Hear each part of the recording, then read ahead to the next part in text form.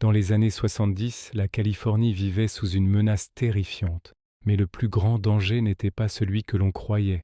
Un prêtre, un étudiant, un jardinier, des vies innocentes fauchées sans aucun lien apparent, plongeant l'État dans une paranoïa totale.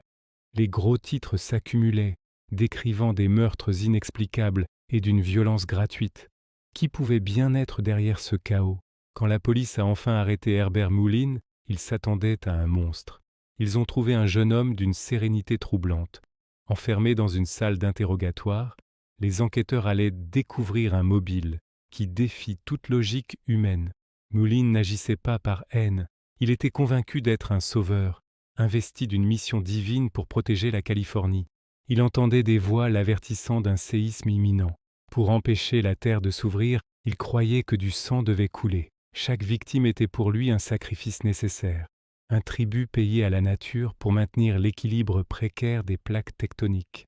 Dans son délire, il voyait des villes entières s'effondrer. Chaque crime était, selon lui, un acte héroïque pour éviter l'apocalypse. Les psychiatres diagnostiqueront une schizophrénie paranoïde sévère. Sa mission n'était rien d'autre qu'un naufrage mental tragique. Herbert Mullin reste l'un des tueurs les plus singuliers, illustrant comment une raison brisée peut justifier l'horreur absolue. Un homme qui pensait sauver son monde en détruisant celui des autres. La tragédie d'un esprit perdu dans ses propres fissures.